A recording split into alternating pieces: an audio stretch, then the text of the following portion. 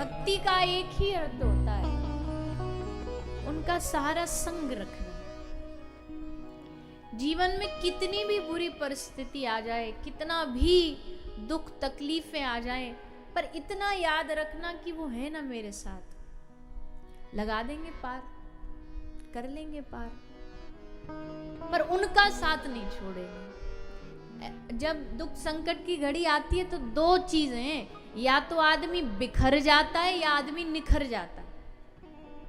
बिखर जाएगा, बिखर के क्या होगा, भगवान से भरोसा उठ गया, अरे भगवान भगवान कुछ नहीं होता, हमने तो इतना भरोसा किया था इन पे, ने तो हमारा ये गड़बड़ कर दिया, छोड़ो इनको, ले जाके गोपाल जी जमुना जी में गंगा जी में बहाया, विसर्जन कराए, टूट गया, भगवान से अलग हो गया। पर एक यह कि दुख संकट की घड़ी आई तो भरोसा और मजबूत हो गया कि तुम नहीं संभालोगे तो कौन संभालेगा, तुम बाह नहीं पकड़ोगे तो कौन पकड़ेगा। और ऐसी मजबूती जिनके हृदय में आती है ना, वही भक्त बनते हैं, उन्हीं की भक्ति सार्थक होती है, श्रेष्ठ होती है। तो भगवान का सत्संग, भगवान की कथा दुख नहीं खत्म करती, पर ताकत देती है, शक्ति देती है। कल महाभारत की कथा सुनी आपने, बताओ पांडवों के जीवन में कम दुख थे क्या?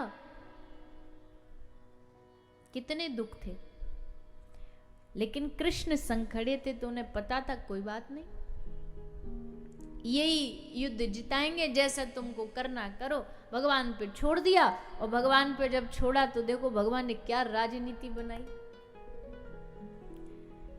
कृष्ण से बड़ा संसार में आज तक कोई राजनीतिज्ञ नहीं हुआ है। इतने बड़े राजनीति से चले पूरे महाभारत के युद्ध में, गलत नहीं किया कुछ भी, लेकिन अपनी बुद्धिमत्ता से, अपने चातुर्य से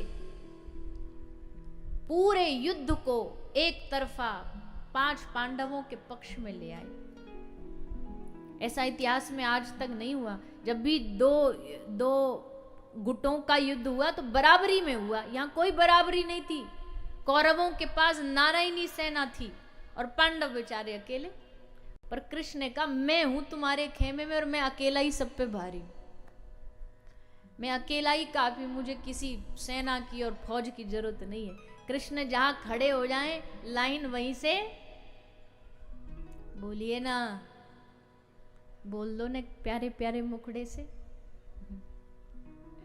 कृष्ण जहां खड़े हो जाएं भैया, लाइन क्या, दुनिया ही वहीं से चालू होती है, सब कुछ ही वहीं से शुरू होता है। अब जब ये खड़े ही हो गए पांडवों के पक्ष में, तो मजाल है किसी के हरा दे, आंख उठा दे, खड़े हैं। अभिमन्यु को मार दिया गया सबने मिल करके। श्री कृष्ण ने, अर्जुन ने कहा अब मैं मेरे पुत्र को मारा, और वो भी उसका मूल कारण जयद्रथ था। जयद्रथ ने रास्ता रोके रखा, भीम को भीतर जाने नहीं दिया, इसलिए इसके कारण मैं अर्जुन प्रतिज्ञा करता हूं कि कल सूर्यास्त से पहले पहले मैं अर्जुन जयद्रथ को मार डालूंगा, और अगर मैं ये नहीं कर पाया तो मैं सबके सामने अग्नि समाधि ले लूंगा। अब बस इतना सा ही तो करना था, सूर्यास्त से पहले पहले जयद्रथ को बचा के रखना था। दुर्योधन ने ऐसी योजना बनाई, सारी जितनी भी सेना, जितनी भी सिक्योरिटी, सब जयद्रथ की सुरक्षा में लगा दी। बोले पहुंच न जाए बस अर्जुन, कुछ भी हो जाए भाई, इतना सा शाम तक रोक लो उसे। सारी सेना लग गई। अर्जुन आए, अर्जुन ने युद्ध चालू किया सुबह से, और युद्ध करते करते करते सबको हराते आगे बढ़ रहे हैं, कोशिश कर रहे हैं, पर इतनी भारी सुरक्षा के अर्जुन भी पार नहीं कर पा रहे। देखा सुबह से मध्याह्न, मध्याह्न से संध्या, संध्या से सूर्यास्त होने का समय आ गया, और अभी तक तो अर्जुन कहीं पहुंच ही नहीं पाए। अर्जुन समझ गए कि आज तो हम गए, और जब गए तो कुछ करना नहीं, बस ऐसे कृष्ण की ओर देखा। ठाकुर जी बोले, और जैसे भगवान ने कमान संभाली, भगवान ने नजर ऊपर ऐसे दृष्टि करी, दृष्टि ऊपर जैसे श्री प्रभु की गई तो सूर्यास्त हो गया, सूर्य अस्त हो गया। और जैसे सूर्य अस्त हुआ, अब तो महाराज कौरवों में आनंद की लहर दौड़ाई, दुर्योधन नाच उठा, बोले आनंद आ गया, मजा आ गया, कुछ करना भी नहीं पड़ा, और अब देखो खुद मरेगा, ये खुद अग्नि समाधि लेगा। और जयद्रथ खुश, दुर्योधन खुश, और जैसे बिल में से चूहा निकल आता ना, वैसे जहां छुपा था वहां से दुर्योधन उसे पकड़ करके बाहर ले आया जयद्रथ को, बोले आज अब हो गया काम, अब तो ये इसकी समाधि देखेंगे, अग्नि समाधि देखेंगे। दोनों आ गए बाहर, सामने आके खड़ा हो गया जयद्रथ। दुर्योधन ने कहा लो अब चलो, लगाओ भैया आग वाग लगाओ, कुछ इसकी तैयारी करो, बाण चलाओ, अग्नि प्रज्वलित करो। अर्जुन ने कहा ठीक है, हमने प्रतिज्ञा करी, हम करेंगे। और अर्जुन अग्नि समाधि लेने को तैयार हुए ही कि तभी श्री कृष्ण ने कहा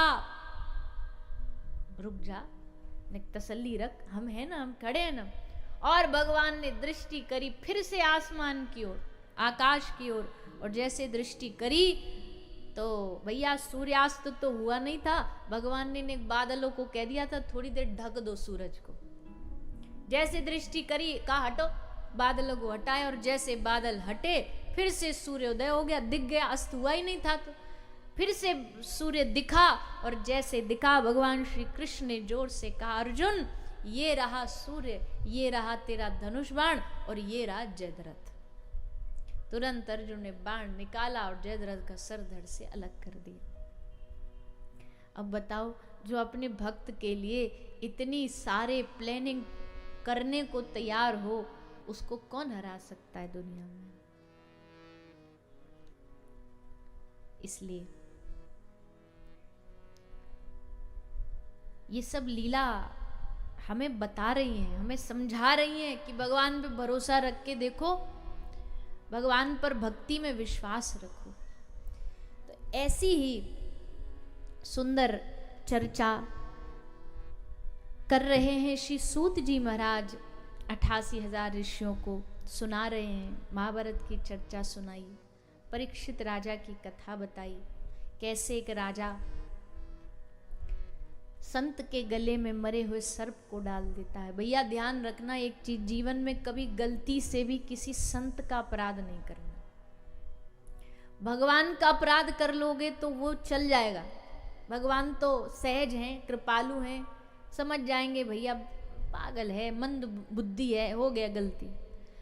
पर अगर किसी संत का अपराध कर दोगे, किसी महापुरुष का अपराध कर दोगे, तो भगवान माफ नहीं करेंगे।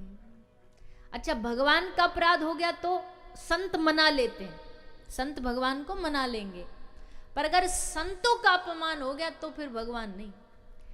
हरि रूठे गुरु ठौर है, गुरु रूठे नहीं ठौर।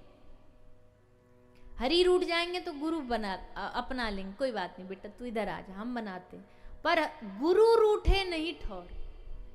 इसलिए संतों के अपराध से सबको बचना चाहिए, गलती से भी संतों। अच्छा, संत अपराध का मतलब केवल यही नहीं होता कि आपने किसी संत को गाली दे दी या धक्का मार दिया, यही अपराध नहीं है। उनके प्रति मन में गलत भाव लाना भी अपराध है, उनके लिए गलत बोल देना भी अपराध है,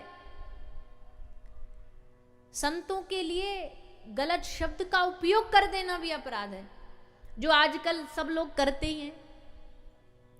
कैसे करते हैं? बोला अरे ये आजकल तो साधु बाबा सब ढोंगी हैं, ये जो ढोंगी शब्द बोलने वाले ना, ये संतों के घोर अपराधी हैं। तुम्हारी बुद्धि ने अगर अच्छे संत न देख पाई हो तुम्हारी बुद्धि, तो इसका मतलब ये थोड़ी है कि सब संत महापुरुष सब गुरु ऐसे होते हैं। तुमको नहीं मिले वो अलग बात है, तुम ना देख पाए वो अलग बात है, पर महापुरुष तो भैया महापुरुष होते हैं।